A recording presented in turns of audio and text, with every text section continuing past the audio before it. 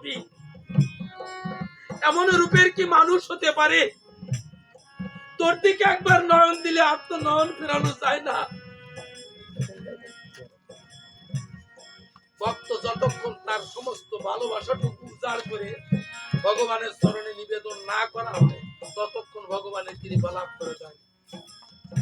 শিশু রামকে কোলে নিয়ে মা সুমিত্রা দেবী নয়ন জলে ভেসে যাচ্ছে। মায়ের নয়নের জল পতিত হয়ে গেছে রামচন্দ্রের চরণে। ভগবান সব সইতে পারে, ভক্তের নয়ন জল সইতে পারে না। স্বর্ণ দোলাই দোলাইতেছিলাম আপনি রঘুনাথ,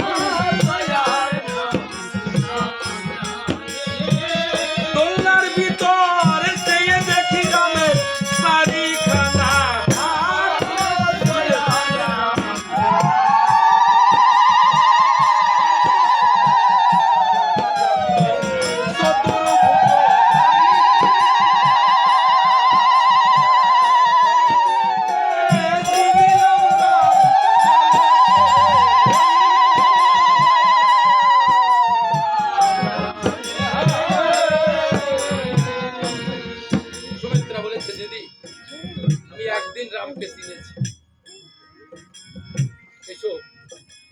ভাইকে সাজিয়ে দিন মহারাজের আজ্ঞা।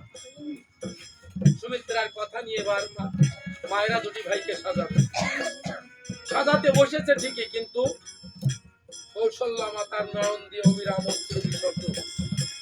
সুমিত্রা দেবীর কথা শ্রবণ করে রামচন্দ্র দেখতে পায় মায়ের নয়নে জল। ডাক দিয়ে বলেছে, মা এ কি? আমাদের দুটি ভাইকে সাজাচ্ছে, তো আনন্দের কথা। হরিষে বিষাদ কেন মা? তোমার নয়নে জল কেন মা?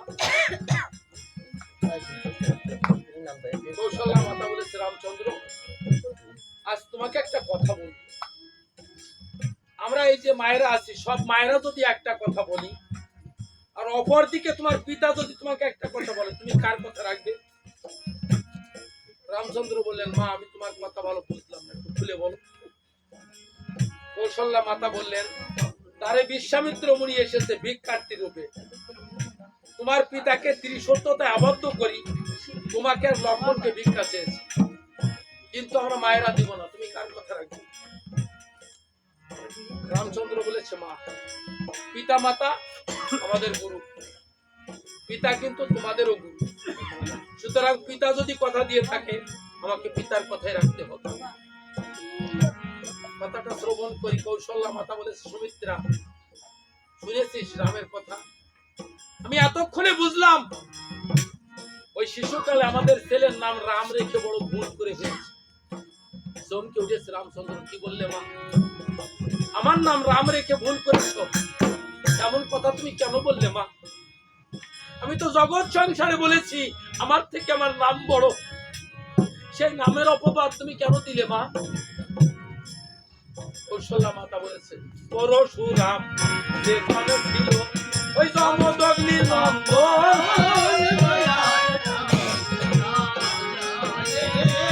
পিতৃ আজ্ঞায় মাতৃবন্ধু করেছিল সে ধ্যান।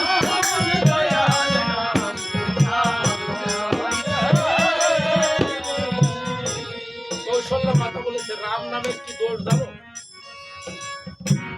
এই রাম নামে নাম ছিল পরশুরাম। তার পিতার আজ্ঞা পালন করতে জন্মদাত্রী মায়ের শির ছেদন করেছিল। তুমিও তো সেই রাম। রামচন্দ্র বলেছে, মা কোথায় পরশুরাম আর কোথায় অযোধ্যার রাম? পরশুরামের সাথে তুমি অযোধ্যার রামের তুলনা দিলে মা।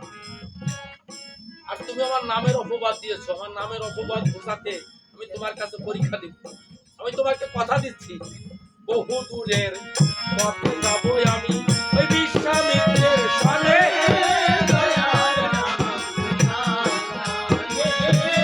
তোমার কোলে মনি খাবো আমি তখন করলে বলে।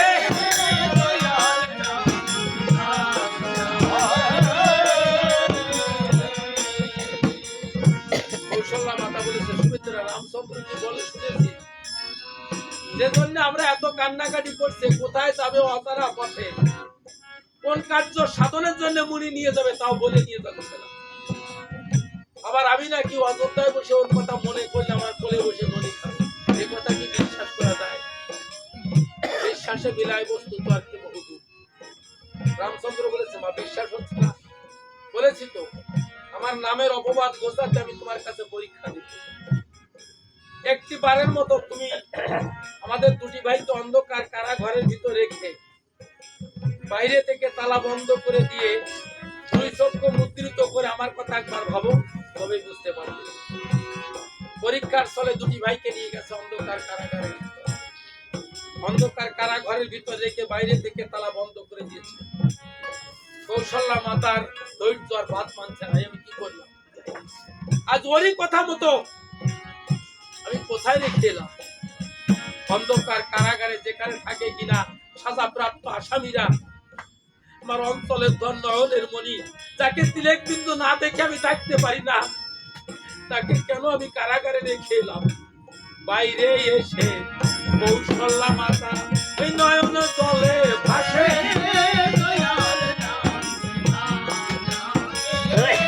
রামচন্দ্র মায়ের কোলে মৃদু মৃদু হাসে।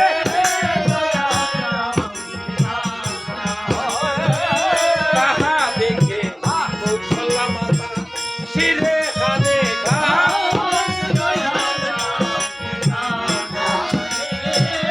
বুঝিলাম রামকে আমরা রাখতে পারলাম না।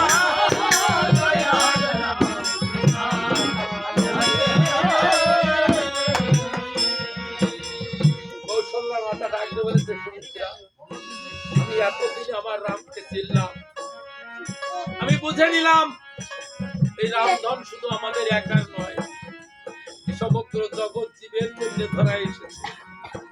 এসো দুটি ভাইকে সাজিয়ে দেই। এবার মায়েরা দুটি ভাইকে সাজাচ্ছে। সর্বাগ্রেতে বরাইল রাজা ভরত,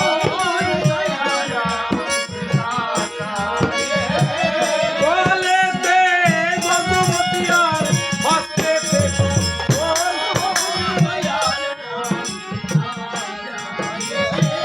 ললাটে টিকলি বিলয়ার কোটিতে